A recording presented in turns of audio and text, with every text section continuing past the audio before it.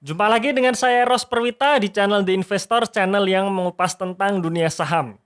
Di video pertama tahun 2021 ini saya ingin membahas saham lagi ya, di mana saham ini banyak sekali yang merequest ya, baik dari teman-teman subscriber maupun teman-teman dari alumni webinar kami.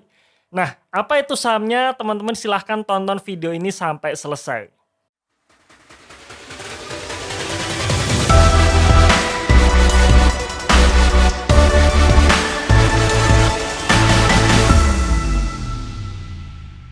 Oke ya, video ini kami beri judul "Satu Lagi Calon Saham Multibagger Tahun 2021".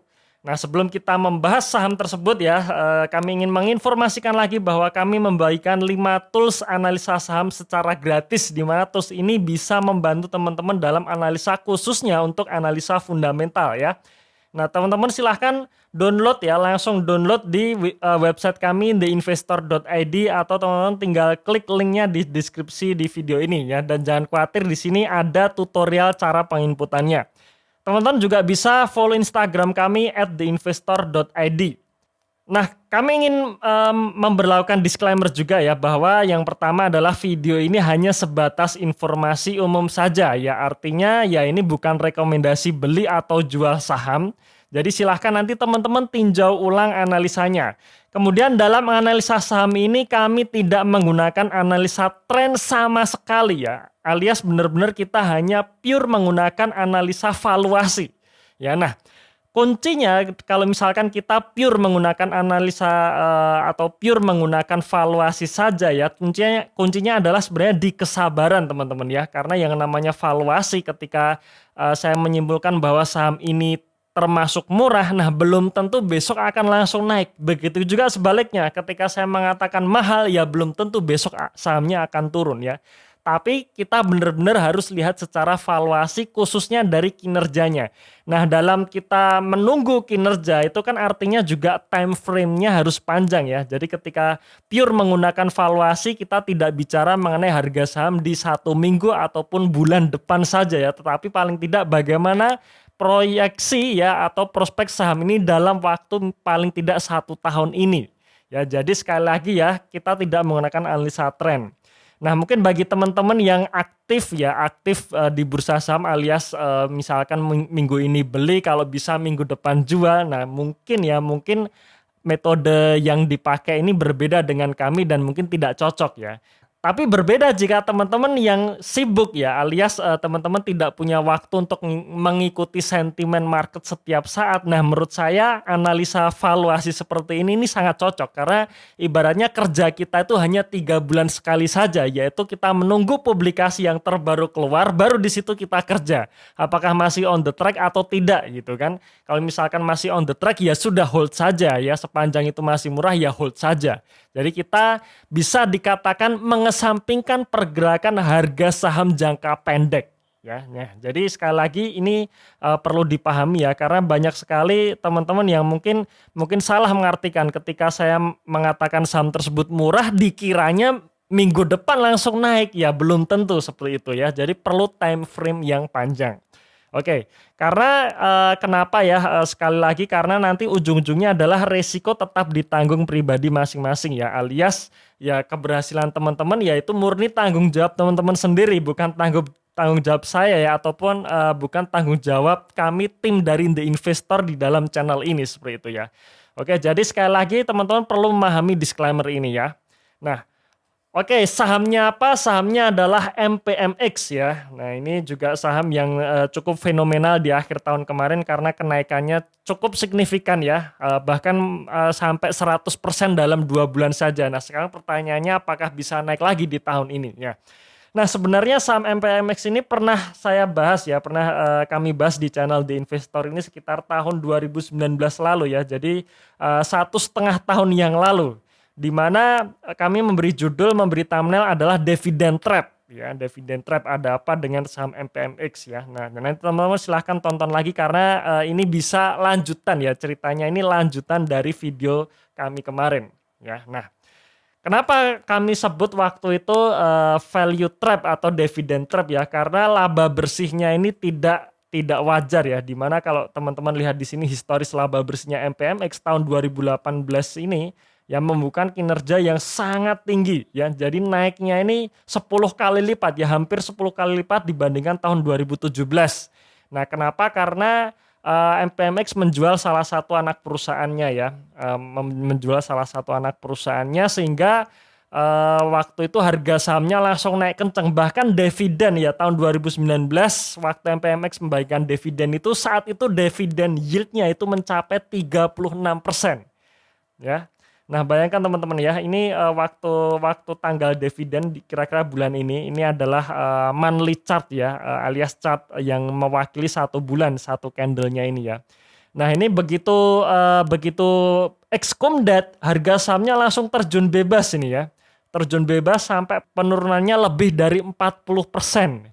Bahkan turun terus dilanjutkan sampai tahun 2020 ini saham MPMX tetap turun dan baru kemudian naik di penghujung tahun 2020 kemarin ya. Waktu di sini ya inilah yang terjadi, yaitu dividend trap ya, di mana perusahaan waktu itu menjual anak perusahaannya dengan laba yang sangat luar biasa kemudian dibagikan dalam bentuk dividen. Jadi hasil penjualannya tersebut dibagi dalam bentuk dividen, bukannya untuk ekspansi ya, tapi dibagi untuk dividen, sehingga setelah ex-Komdat pun ya sudah harga sahamnya turun di bawah dividen yieldnya. Padahal saat itu dividen yieldnya itu mencapai 36% ya. Jadi sangat tinggi sekali gitu. Nah, sekarang bagaimana ceritanya di tahun 2021 ini? Nah, kita mulai dulu mengenai sekilas saham atau sekilas perusahaan mitra Pinastika Mustika ini ya. Nah, ini adalah kepemilikan sahamnya ya, kepemilikan dari perusahaan MPMX sendiri, di mana pemegang terbesarnya itu adalah PT Saratoga Investama Sedaya sebesar 52% saham MPMX ini dipegang oleh SRTG yang kemarin juga barusan kita bahas juga ya, salah satu perusahaannya Bang Sandi yang sekarang menjadi Menteri Pariwisata ya. Kemudian publik hanya memiliki 22%. Jadi sebenarnya kalau kepemilikan publik tidak mayoritas ini sih sebenarnya sehat ya, maksudnya oke gitu ya, tidak terlalu gambling juga seperti itu.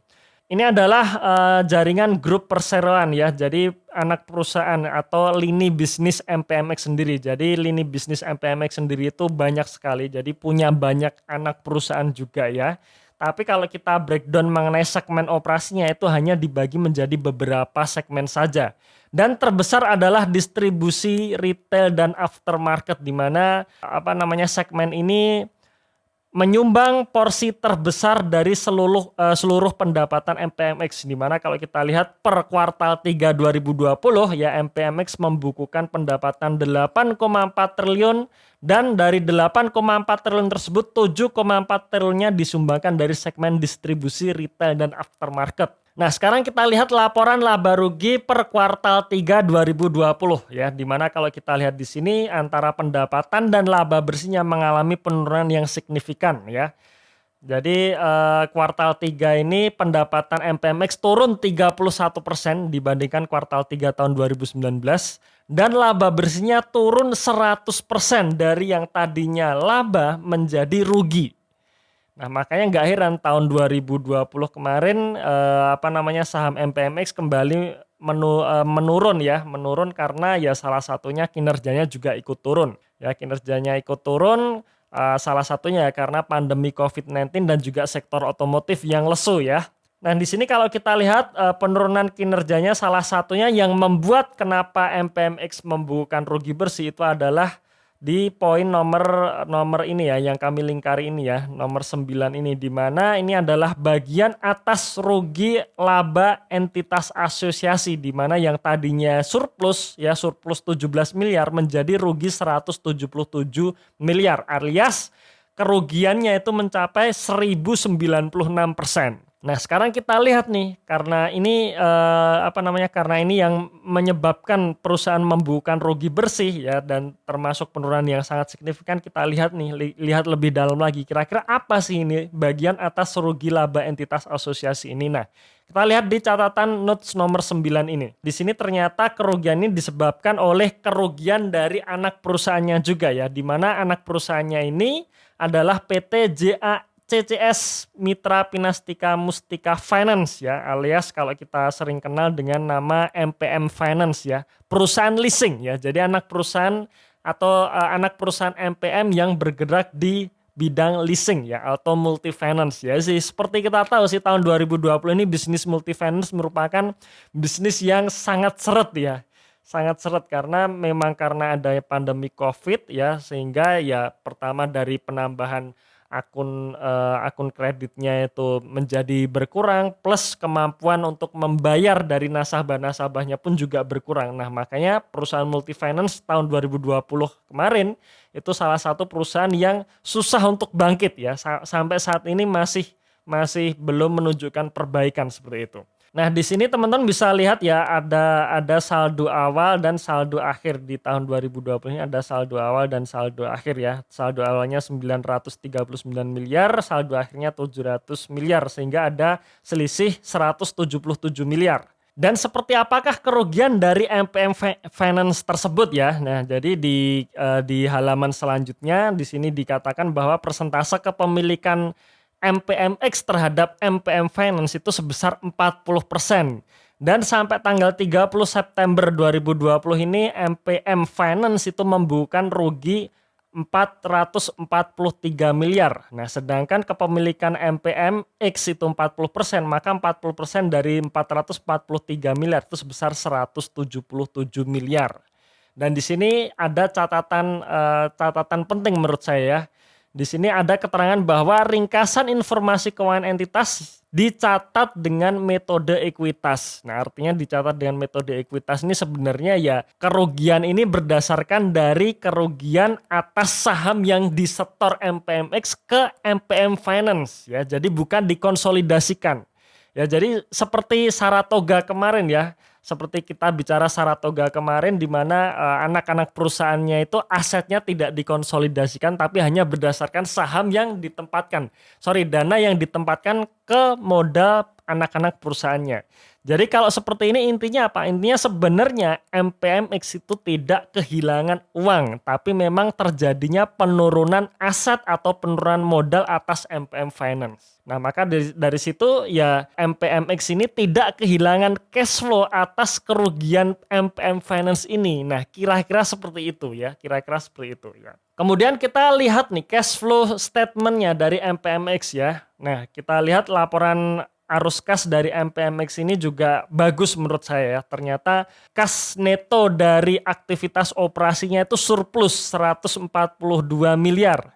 Ya, masih surplus dan perusahaan masih bisa ekspansi bisnis ya, masih bisa melakukan aktivitas investasi, bahkan perusahaan bisa membagikan dividen. Ya, di sini teman-teman lihat ya ada pembayaran dividen. Jadi menurut saya ini bagus. Ya, bahkan lebih bagus dibandingkan tahun 2019 kemarin yang dimana kas netonya negatif. Nah, sebenarnya kas neto negatif ini karena ada pembayaran pajak yang besar sih ya. Tapi secara overall di tahun 2020 ini laporan arus kasnya menurut saya bagus ya. Nah, sekarang kita lihat sekilas mengenai aset dari MPMX ya.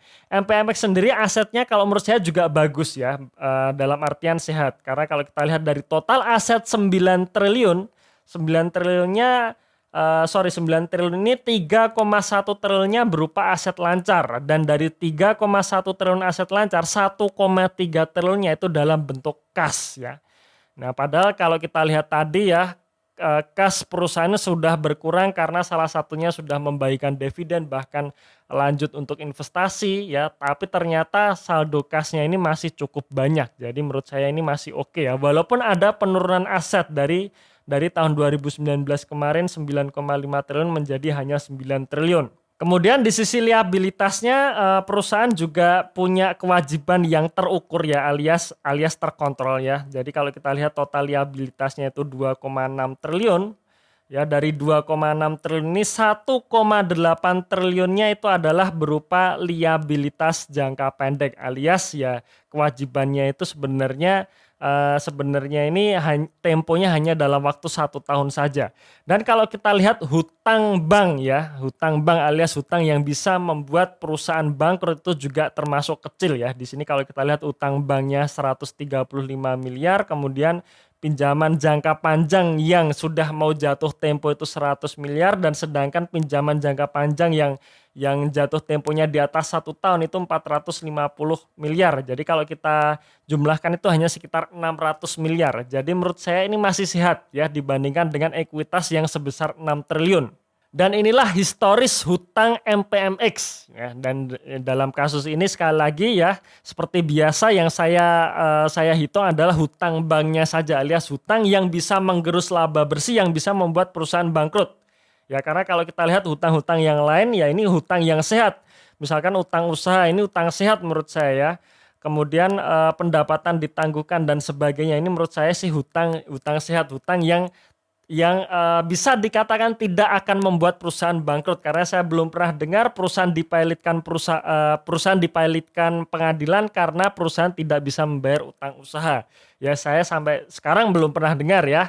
Jadi kebanyakan yang saya dengar adalah perusahaan bangkrut itu karena tidak bisa membayar hutang gitu. Kira-kira seperti itu. Maka yang saya hitung itu adalah hanya hutang buruknya saja, hutang bank atau penerbitan obligasinya saja. Nah, di sini teman-teman bisa lihat ya rasio DER MPMX ini membaik ya, artinya membaik selalu mengalami penurunan ya.